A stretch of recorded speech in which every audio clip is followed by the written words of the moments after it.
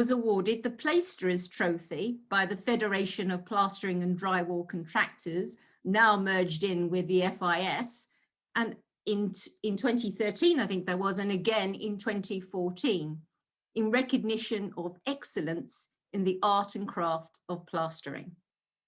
The award in 2014 was in respect of the work Sean did at Sydenham House and the subject of his presentation this evening.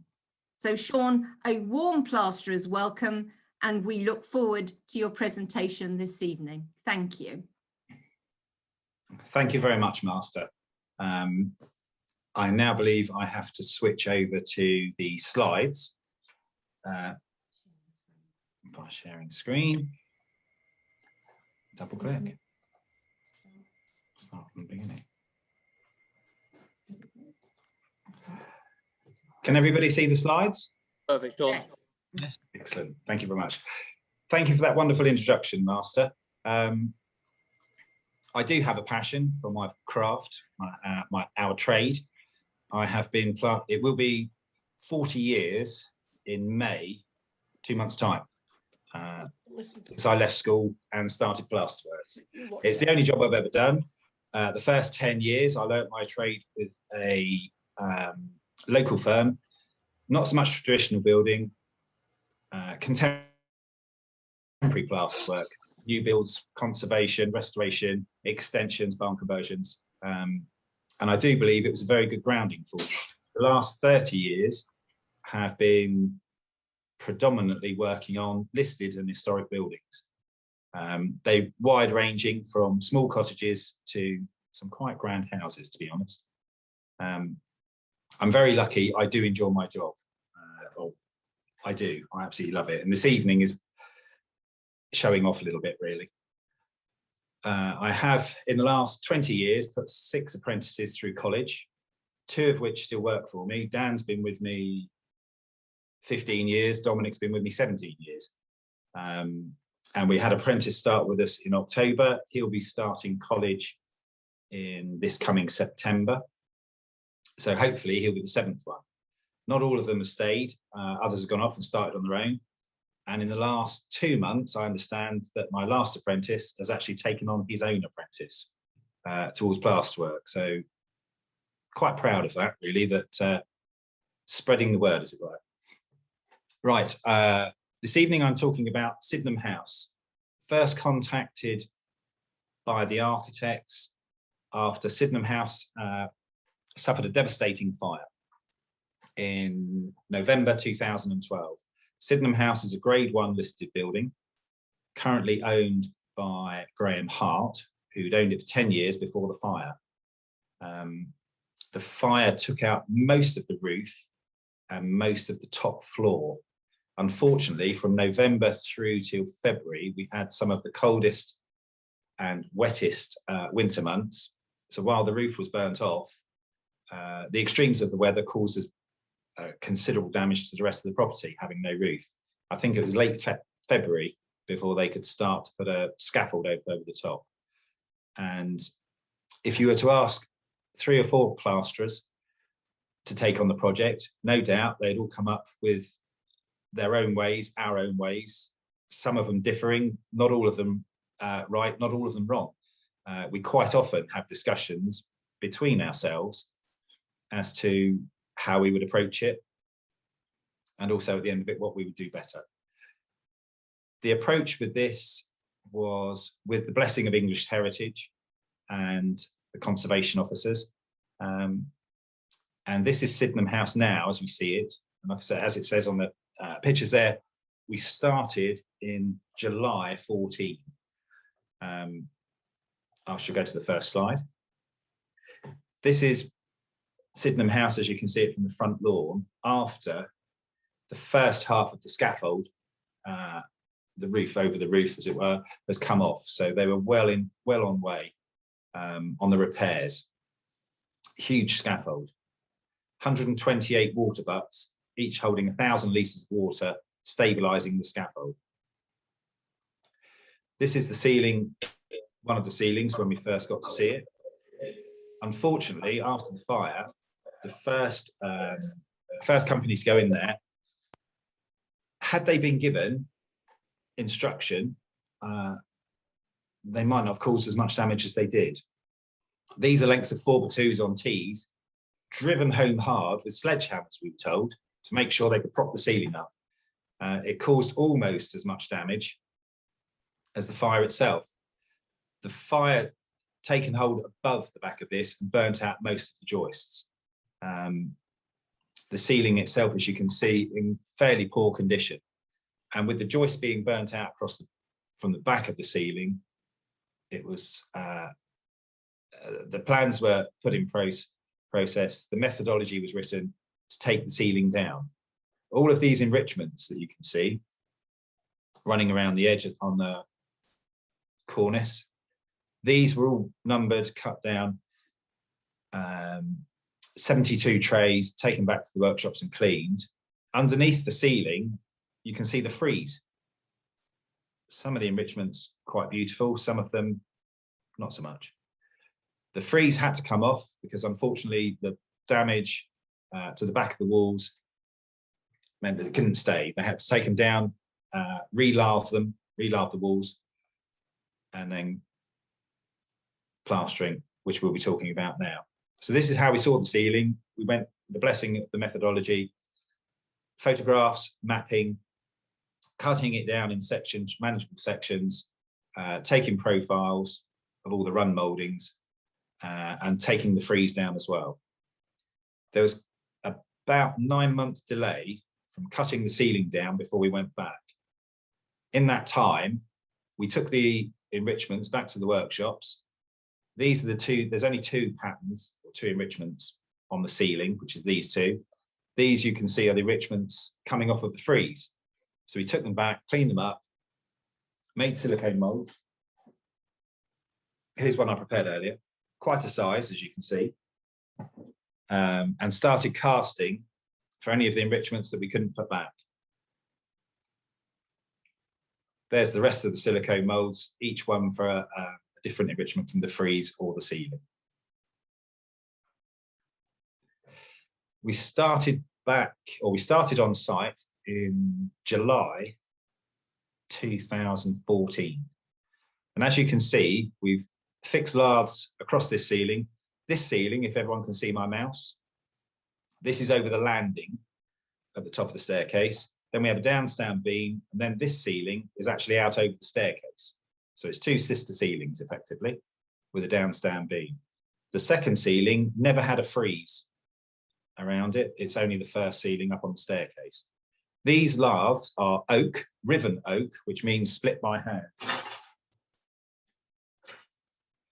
These are sawn laths, square-edged, quite true. These are riven laths. As you can see, very shapely. They're split by hand. It's something that I have tried once, ended up with a pile of firewood. Shan't be doing it again. They're oak, and they start at about 50 pence a foot-ish. You will need 100 feet per yard for the covering thereof. So we've started lathing the walls, the downstand beam, and the two sister ceilings. The laths are fixed with these ye olde weldy stainless steel ring shanked headed nails. We're allowed to use these. They're fired in with an air nailer, runs off of a compressor as opposed to a battery. They're the finest way of fixing the laths to walls or ceilings. We don't believe in using staples. We've not seen much success with those. And on a ceiling of this size, we feel confident using the nailers. If we were carrying out conservation work where we were repairing 1/3 or half the ceiling, or even a very small area, then we would screw the laths up with stainless steel screws so as not to aggravate the rest of the ceiling. Pictures of lathing. I love lathing. I really do. I could leave it right there, to be honest. There you can see we've got staggered joints. The ceiling, when we took it down, the original laths, as was of the time, all the joints would run across every 3 foot or 4 foot, depending on the laths, in straight lines, which can cause weakness to the ceiling and also promote cracking. So whenever it was that they started staggering the laths, obviously history shows us that's the way forward. There you can see we've got a first coat of plaster, pricking up coat as it's on laths, first coat or pricking up coat. This is 2.5 parts sand to 1 part lime putty with lots of animal hair. Personally, I think hair is overrated and I have no time for it. But this is animal hair. This came from Devon Ruby Red Cattle. There's currently 1 tanner's yard, which happens to be in Devon, in the country, that still soak the skins in oak wood chip. And then once they come out of there after about a month, 6 weeks, they then scrape the hair from the hide. And at that point, I think it becomes a pelt for the leather. And the hair is a byproduct of the meat industry, basically. The reason for animal hair, there was plenty of it because it came from the abattoirs and the like. Human hair, if you look at human hair under a microscope, probably means you've got a bit too much time on your hands. But ultimately, it's very smooth by comparison of animal hair, which is very barbed. We also sometimes use white goat hair. We've stopped using hair from China. Most of the hair was coming in from China for most of the suppliers. And we stopped using that because they're using so many chemicals and so much heat treatment on it, it's incredibly weak. So we're quite fortunate now that we've found the tanner's yard just outside of Newton Abbot, I believe. We get the hair from them. So this is the first coat gone onto the ceiling. We've scratched it or cross-hatched it with a lathe scratcher. Homemade. It gives good coarse keys ready for the next coat to go on. We generally leave that 2 to 3 weeks, depending on air temperature. And then we apply the next coat, which is the floating coat. Whilst the ceiling originally was quite shapely, the new timber that went up above, that we were fixing the last to, was all flat and true. So rather than creating any shapes, we've put it back flat to the ceiling, hoping that history and time will then bend the ceiling, bow the ceiling, and give it its aging, as opposed to trying to create something that it's not really. We're going onto a perfectly flat background, so we're going to do the best we can, as they would have done at the time. There you can see Dan ruling in the floating coat. The floating coat is 3 parts sand, 1 part lime putty, still lots and lots of animal hair. Ruling in the screeds, we've got screeds running around the edge of the ceiling, and then we run one down through the middle and then join that one to that one, so we keep it nice and flat. Like I say, Dan has been with us 15 years now, I think. Both ceilings have now had their floating coat. They've been devil floated, and there you can see we're marking out where the cornice is going to sit around the outside, and also where the ellipse is going to sit in the middle. This is a trammel. An ellipse needs 2 centers to spin it, as opposed to a circle, which needs 1 center. I looked through the books and I made this to the best of my ability. It comes out of an 8-foot sheet of ply and it's 4 foot across, incredibly heavy. Here I have a smaller version. So the idea is, this is the gig stick, and on the end of the gig stick, to create the shapes, we have the running mold. That's going to create the shapes that we're looking for. It's the size. So basically, this is a small scaled down version. The running mold sits on the gig stick at the end. And then as the gig stick spins, one moves to the left on its axis and the other one goes top to bottom on its axis, therefore creating an ellipse. I'm quite sure you'll be at home at the weekend Googling trammels and making one. It's a great deal of fun, it really is. But there you can see we've got 2 center points, major axis and minor axis, and we're fixing the trammel to the ceiling. Around the outside, we've got battens. These are our running rules on which profile running mold is going to sit there, push it up to the ceiling and slide it through.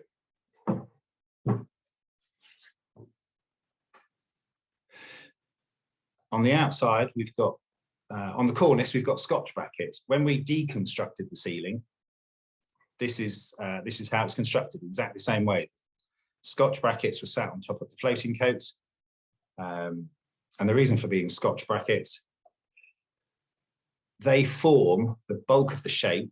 And in a moment, you'll see, we then put laths, which we saw earlier, fixed onto the Scotch brackets. Because as you can see, there's quite a depth of plaster that would go in there. So it's bulked out with timber and laths and with about 1.5 inches to 1.75 inches maximum. That's the ellipse. That's the coring out for the ellipse. Elm, which is what was up there originally, that's what's gone back. And there you can see we fixed the laths around the inside of the ellipse. We've also fixed the laths to the cornice. You'll notice that when the gig stick's not sat on the ceiling, we've got the 2 bolts hanging down. We'll explain about those later. There's the 2 sister ceilings side by side, one with the trammel, one without, both at the same stage. We've got both the ellipses cored out or lathed, and now we're going to start putting the backing coat onto the cornice. That's the first coat, as you can see, going on, cross-hatch once again. We've also got the first coat filling out nicely onto the cornice. You can see the shape starting to build out a little bit better there. That's because we put the muffle plate. This is about 6 mil shy of where we want to be. So all the coarse material gets thrown onto the laths, we spin the ellipse, or we spin the running mould on the gig stick, or we run the running mould for the cornice around the outside with this on. And then when we take this off of the running mould, the zinc profile, that will be our finishing profile. There you can see we've got quite good shape now on the coring out on the muffle plate, and the same on the outside. You can see in the far corner, corners are done by hand. As the running mould comes through, as you can see, the profile is in the center of the slipper. So basically this comes up against this wall, which leaves us this much short. So all the corners are formed by hand. At this point, you can see we've got tennis balls hanging on the pins from the channel. It wasn't tennis season, but we found that by adding the tennis balls, it stopped all the bad language every time you caught your head on the underside of one of the pins, which a lot of people were quite pleased about. That's another shot. You can see we've started bringing in the corners. The muffle plate we've used for the muffle coat. So we've got good shape now, and then we'll start running the finishing coats. There's the profile, the running mould on the end of the gig stick. The gig stick is about 9 foot, quite a weight. And we've already started running the finishing coats on the cornice. Finishing coat is 2 parts lime putty, 1 part water, and then we flood the water with casting plaster. So we're gauging it effectively. Gauging it meaning speed it up slightly. The lime putty shrinks, casting plaster expands, and they work very well together. That's the finish that you achieve with putty and plaster on the finishing coat, purely run, as you can see, with the profile of the running mould. There's no sanding or rubbing down or anything. The running mould, as long as the zinc is cut and kept clean and tidy, it will leave beautiful finish. So there we've started running finishing coats. We've left this open. There's no finishing coats on this because that's where the enrichments that we cast from here, that's where they sit. So we don't need any finishing coats in behind. That's applying the finishing coat onto the muffle coat and then spinning the gig stick around on the ellipse. Same there. We've got the short legs that spur in between the cornice and the ellipse. These we ran on a bench because they're so small, doing them by hand wouldn't give the ceiling justice. and then jointing them together. Dom got the short straw on that. They do look beautiful.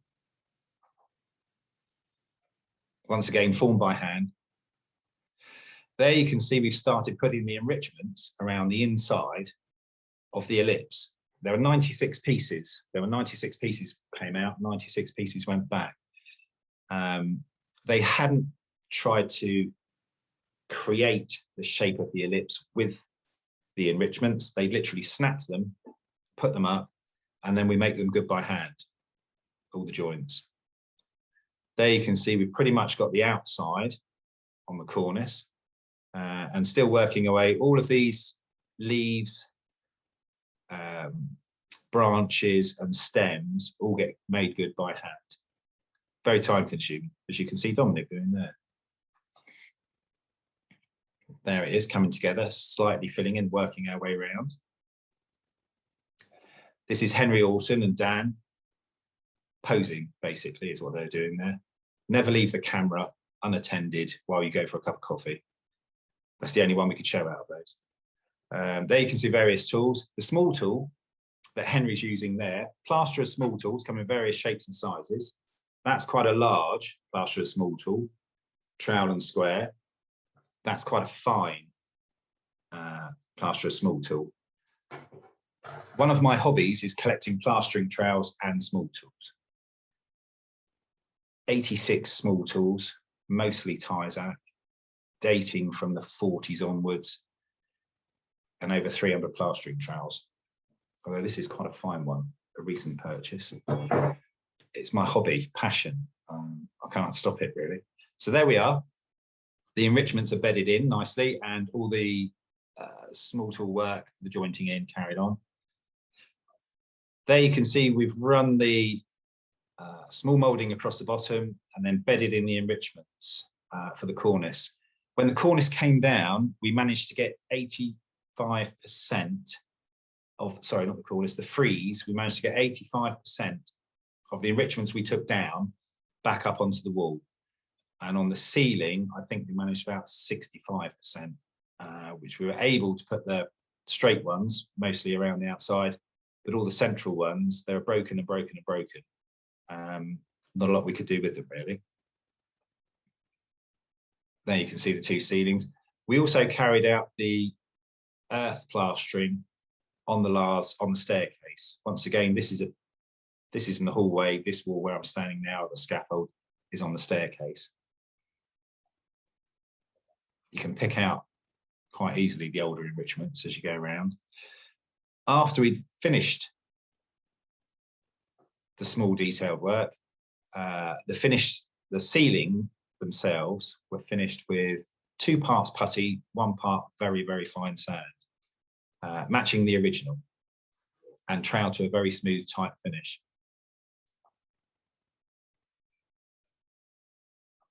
There you can see all the joints where they would have been split through, all the making good on all the stems and the leaves, trying to keep all the leaves, all the corners as accurate as they were from before we started. And that's the 2 ceilings there, complete with the ribs that we ran underneath it, or the brackets that we ran underneath it. We entered it for the FPDC Awards 2014. The judges came down in late November, and we found out that we'd won, and we attended the Plasterers Hall. Myself, Dominic O'Shea, 17 years, Dan, 15 years, and this is Henry Orton. Henry Orton joined us on this one. It was his last project before leaving for America, which is England's loss. Son of Jeff Orton, who's watching with us this evening. And there we are with our trophy. On the left, we have Graham Hart, who's the owner. He was extremely delighted that we'd entered it and won. And he came with us, my fiance, Jo, myself, Dan, Dom, Jeff Orton and Julia. I was very grateful for Jeff for coming down and helping writing the methodology to make sure that we got it right, basically. And every day is a school day. There we are. Thank you very much. I hope you've enjoyed it.